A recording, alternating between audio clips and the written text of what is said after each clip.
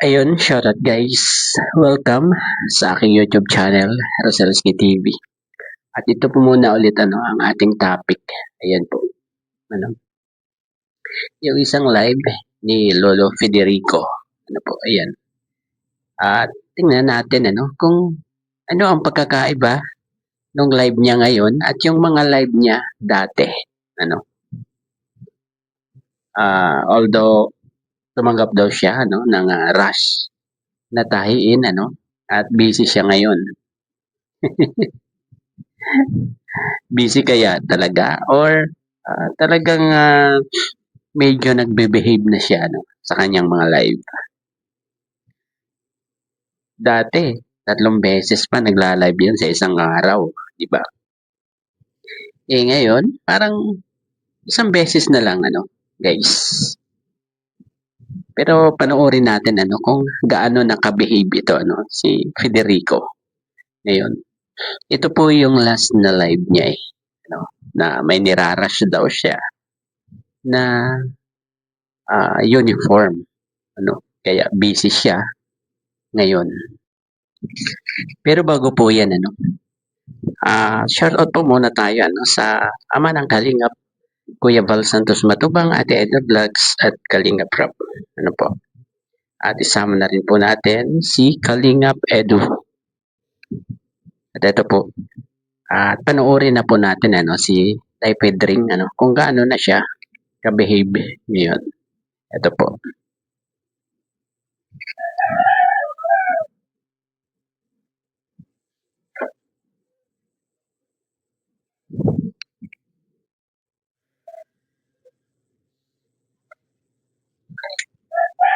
Sila kayo, baka pakita.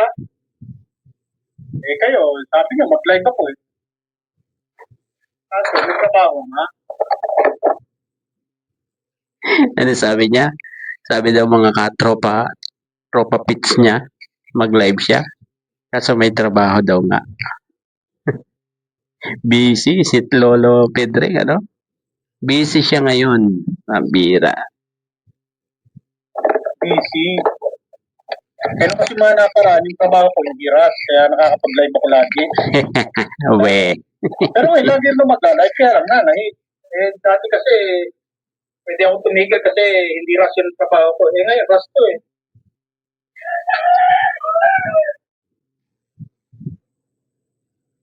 Ngayon na lang nagka-rush si Lolo Pedring sa kanyang mga tahiin, Napakasipag naman talaga ni Pedring. Pambira. Hindi na tuloy siya makapambas, Kasi busy siya. Ano bang talagang dahilan mo, Pedring? Kung ba't ganyan na ang nagiging mga live mo? Dati, harap na harap ka, sa camera bago ka, bakit ngayon?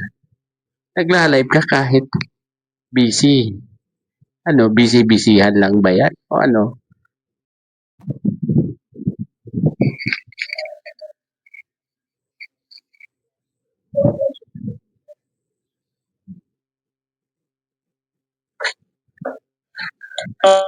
Sino tatago? Busy kayo. Ano gawin ako? 3 beses. 3 times a day kaya. Ayun. Makakontent lang kayo, no? Galing-galing nyo, no? Okay, Mirador. Okay, Pastor. Ano? Ha?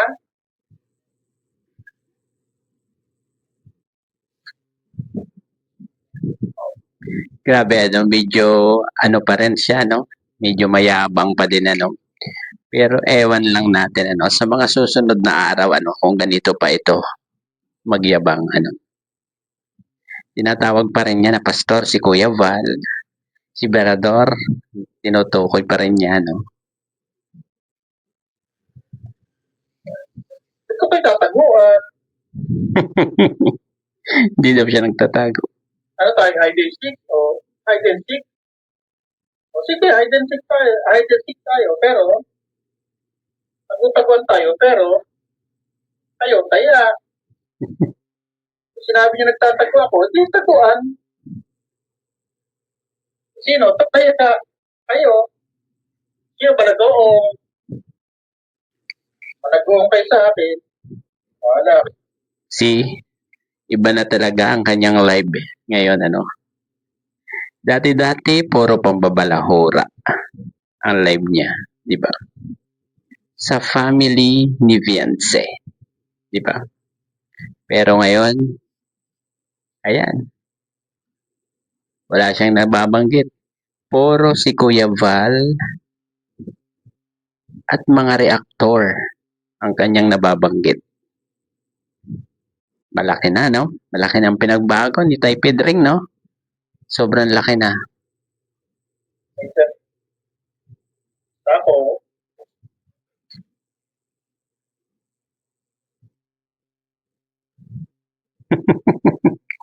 basta ako busy.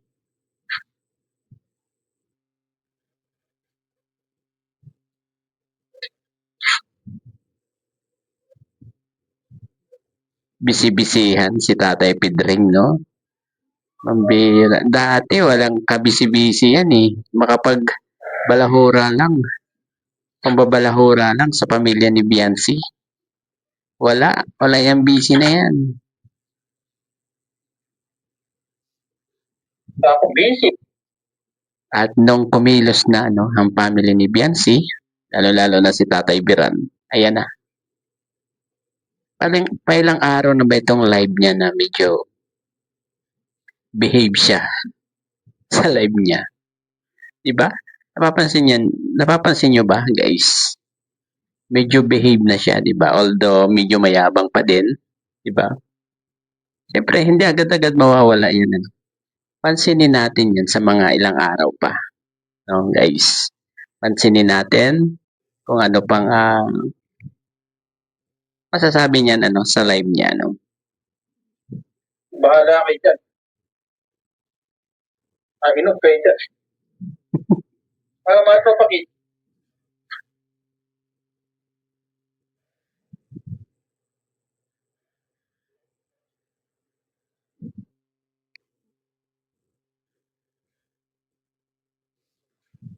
Medyo i-pass forward po natin.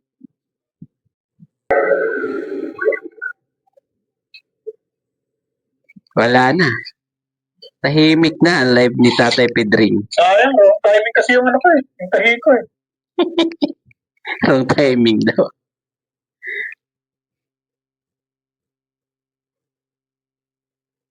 Na Messi! Yahoo! Ano, laban!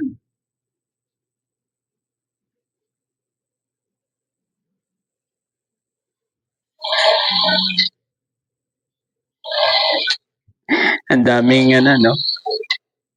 Ang daming dahilan ni Federico ano sa kanyang pagbe-behave, 'di ba?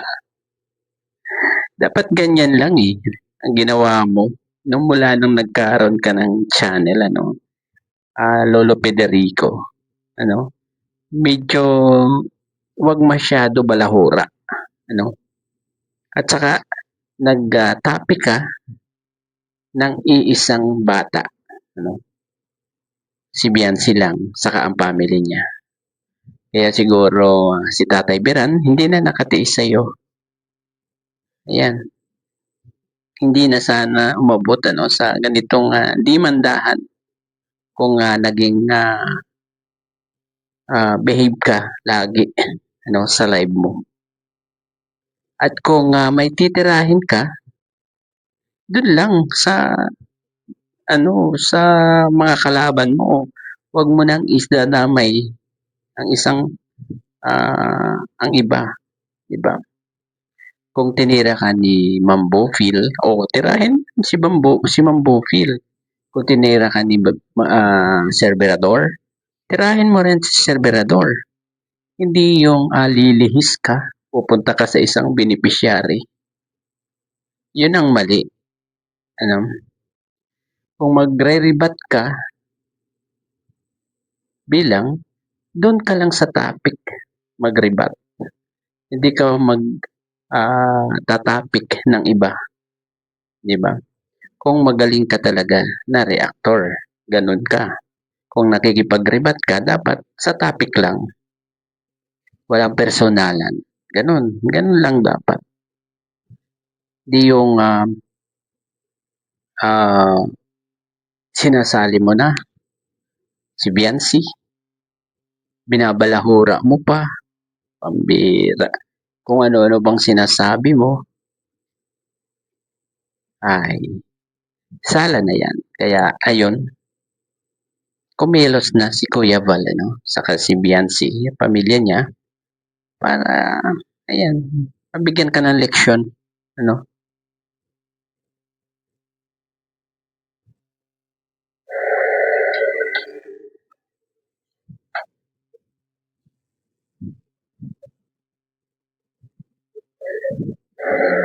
Ang government, itis lang muna kayo, 2 weeks lang naman po. 2 2 weeks weeks ang na. kontrata ko dito eh. Kontrata kasi ito eh, hindi po pwedeng sumablay eh. Kasi pag kontrata, sumablay ka, maaaring hindi ka bayaran.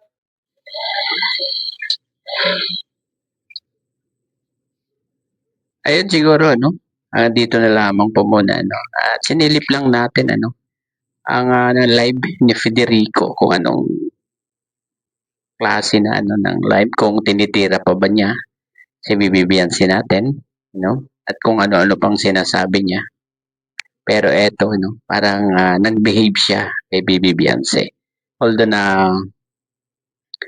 nababanggit pa niya, no, yung ibang reactor, ano, tulad ni Kuya Jolay, si Berador, si Bofil, ano, at si Kuya Val, di ba? Ayun, hanggang dito na lamang po, ano. Bye-bye. God bless po sa lahat.